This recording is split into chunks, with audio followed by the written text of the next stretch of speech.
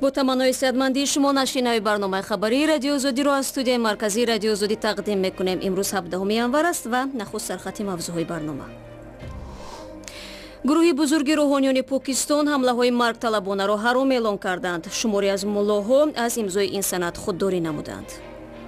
این تعداد علمایی که به اصطلاح طرفدار نظامی هستند و از اونا پول درخواست میکنند، اونا به هر حال هم این را رد میکنند.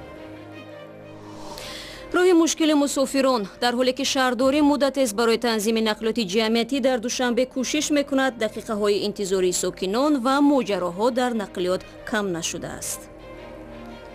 اتوبوس کم نسبت نمیکنیم، آدم بسیار که از در آنجا جاش ده نمیشود. راستی گپ اشتر سفید را دیدید؟ اگر نه پس به باغ وحوشی شهر دوشنبه بروید. ماموریت این باغ بیش از 10 جانور نادر را آورده است. اما شروع میکنیم از خبر تلاش خودکشی ناکام. نیمه روزی 16 ینور یک دختری 18 ساله خود را به دریای دوشنبه انداخت. به احتمال زیاد این جوان دختر قصد خودکشی داشت و او را راهگذران نجات دادند. مقامات میگویند ساکن شهر دوشنبه خودش را از بالای پل واقع در نزدیکی کارخانه نساجی پایتخت به دریا افکند. فعلا او در بیمارستان تحت مراقبت پزشکان قرار دارد. سلامتی وی عضو وزنین میانه هنگام آوردنش وزنین بود. در حالت سرمازدگی عمومی بدن قرار داشت. تسپ بدنش 35.2 بود. به سوال ها جواب نمیداد. کرخت بود تنش. حالت وزنین برآمد. وزنین میانه حال درد سرش کمتر سخت است. دادستانی در رابطه با این حادثه پرونده باز کرده سبب‌های تلاش خودکشی را تحقیق دارد. همکاران ما نیز در محل حادثه بودند و به همین زودی‌ها تفصیلات قضیه در سامانه ما گذاشته می شود. رو می‌آوریم به موضوعهای جهانی. پرزیدنت قزاقستان نورسولطان نظربایف در قصر سفید از رئیس جمهوری آمریکا دونالد ترامپ برای پشتیبانی از تمامیت ارضی این جمهوری آسیای مرکزی سپاسگزاری نمود. روز سه‌شنبه رهبران آمریکا و قزاقستان امنیت منطقه، همکاری‌های اقتصادی و روابط دو طرفه میان دو کشور را بررسی کردند.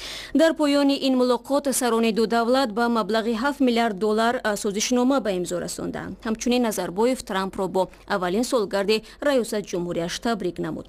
در دوام 26 سال رهبری قزاقستان صاحب استقلال، نظربایف با 5 پرزیدنت آمریکا دیدار و گفتگو داشته است. تفصیلات سفر پرزیدنت قزاقستان به آمریکا را در سامانه آزادی www.azadi.org پیدا کنید. بیش از 1800 روحانی اسلامی پاکستان فتوای صادر نموده حمله انتحاری را عمل غیر اسلامی و حرام اعلان کردند. سالهای اخیر بر اثر حمله‌های مرگتلبانه در پاکستان که شورشگران این شیوه را سلاح تاثیر بخش می شمارند، 10,000 نفر کشته و زخمی شدند.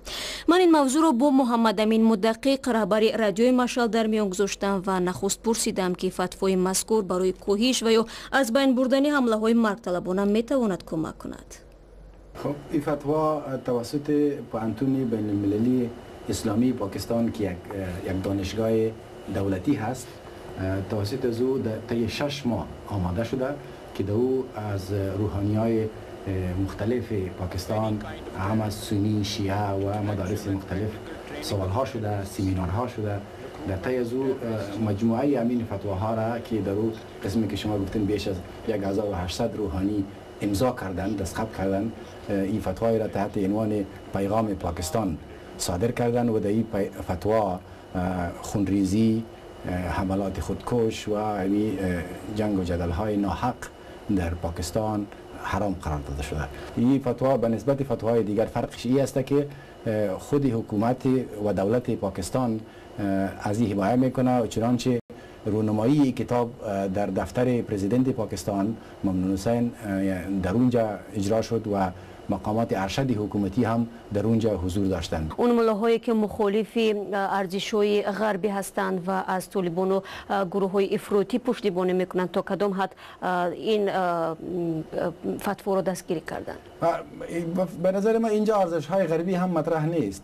در پاکستان متاسفانه امی طرفداری از این دو قطب مطرح است. یک تعداد علمایی هست که نظامی پاکستان به اونها پول میدن، اونا را با وسایل مادی تطمیع میکنن و اونا هرچی که اونا بخواهند مطابق دوله اونها میرقصند.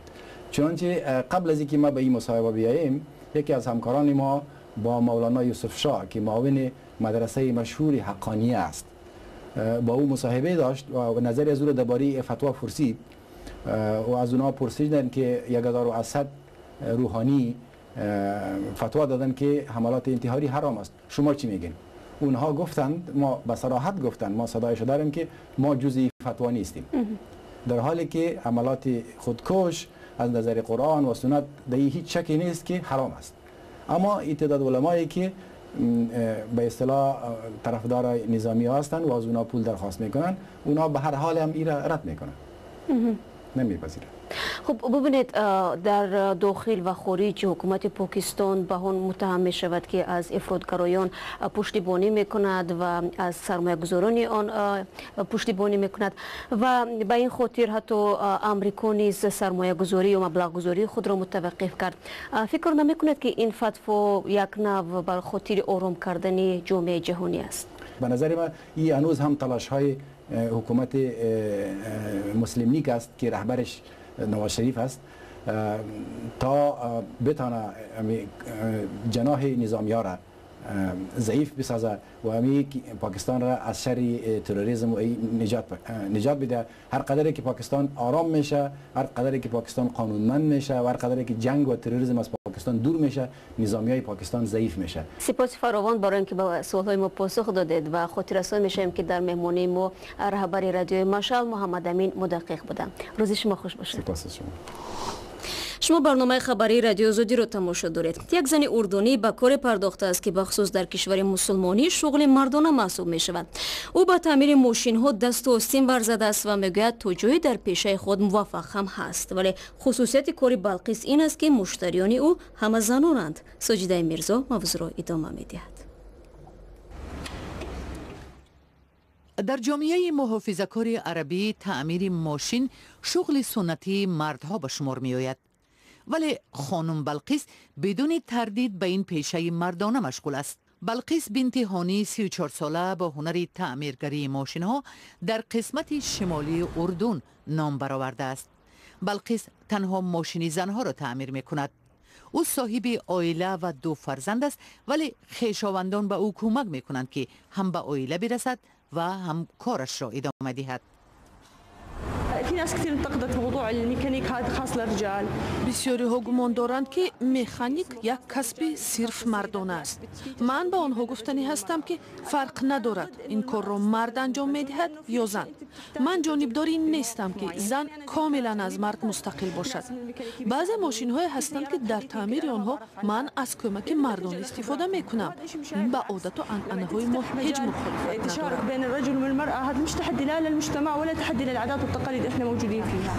بلقیس میگوید کارخانه‌اش تیر ماه سال 2017 باز شد، ولی به زودی مشتری زیاد پیدا کرد.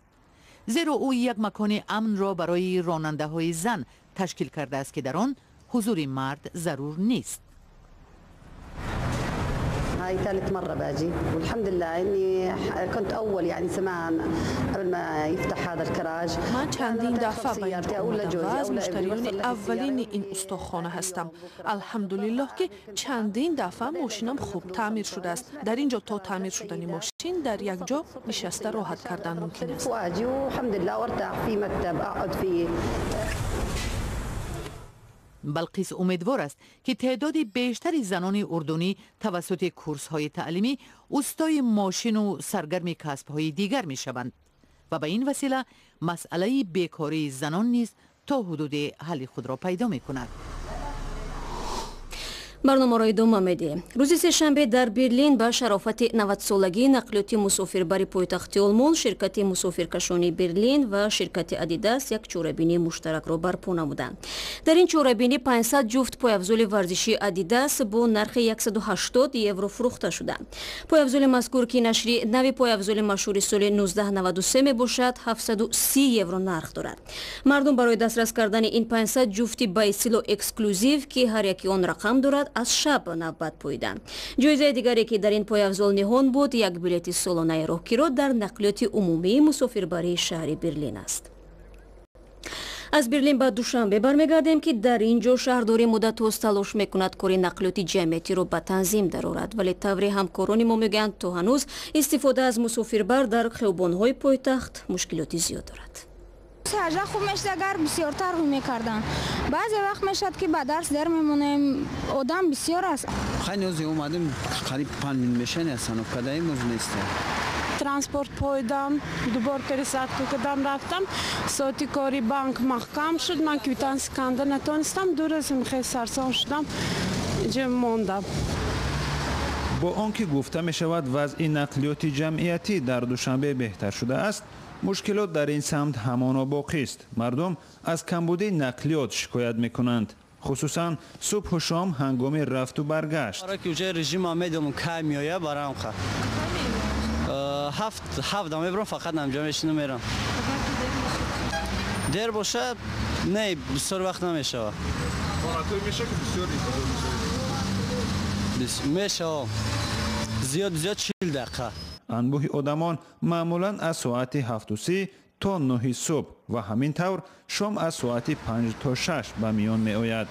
мо дар мисоли худамон таҷриба намудем ки аз як мавзеи серодам то маркази шаҳр чӣ гуна нақлиёти ҷамъиятӣ ёфтан мумкин аст. мо аз назди сирк баъд аз 15 дақиқаи интизорӣ билохира ба як мусофирбари лабрез аз одам нишастем. мусофиркаши шумораи 33 расо 29 дақиқа аз сирк то марказ ҳаракат намуд, дар ҳоле ки ин масофа 10 ва агар танбашавии мошинҳо бошад 15 дақиқа роҳ аст. вазъи нақлиёт дар марказ дигаргуна аст. автобусу троллейбусҳо ва ҳам таксиҳои ба истилоҳ сесомона сокинонро тавассути марказ то ба канораҳои пойтахт мебаранд. мушкилоти нақлиёт бегоҳ баръакс мешавад. ба қавли нуқтаҳои гарми ҷодаҳои марказ пур аз одам мешавад ва нақлиёт камчин. чанд дақиқа ҳузури мо ҳам дар назди донишгоҳи славянӣ ва болотари телевизиони сафина ин гуфтаҳоро тасдиқ карданд. миём чор нест. ҳамиди ним соат меси миёем пур айнадид ёз чикари кард. омӯзиши якрӯзаи мо ҳам нишон дод ки мушкилоти нақлиёт ҳангоми ба кор омадан ва ҳам аз кор рафтан ҳам дар канораҳои шаҳр ва ҳам марказ яксон аст. мушкиле ки аз ҷониби масъулон ҷавоб мехоҳад. ҳангоме ки мегӯянд мушкилоти нақлиёт дар Душанбе ҳал шудааст, чиро дар назар доранд? боғи вуҳуши Душанбе соҳиби чандин ҳайвоноти нодир гашт. бароди Суфӣ ҷонварони навро дар боғи вуҳуши Душанбе аз наздик мушоҳида кард. мақоли мардумӣ уштури сафедро дидед? На, аз ин баъд шояд кам аҳамият шавад. зеро дар боғи вуҳуши Душанбе уштури сафед оварданд ва ҳар кас имкон дорад аз ин ба баъд уштури сафедро аз наздик бубинад. уштури сафед аз шумори 17 ҳайвони нодир аст ки маъмурияти боғи вуҳуши Душанбе ахиран ба даст овардааст. ду сар маралворӣ сохтем, оҳуи сибирӣ, як сар орикс, яъне ки орикс ё антилопа мешавад. ин аслан дар ҷойи гармиша давлатҳои Африка намешавад сохтем. музокироти табодули ҳайвонот бо боғи вуҳуши Қозоқистон тақрибан 1 сол ба ин сӯ идома кард ва дар ниҳоят ба ин натиҷа расиданд ки бар ивази 7 паррандаи лошахӯр ва 1 кенгуру боғи вуҳуши Душанбе соҳиби 17 ҳайвони нодир гардад. ҳайвоноти ворид карда ба боғи вуҳуши Душанберо аксари мардум бори аввал аз наздик медиданд ва назораи ҳаракатҳояшон онҳоро ба ваҷд меовард.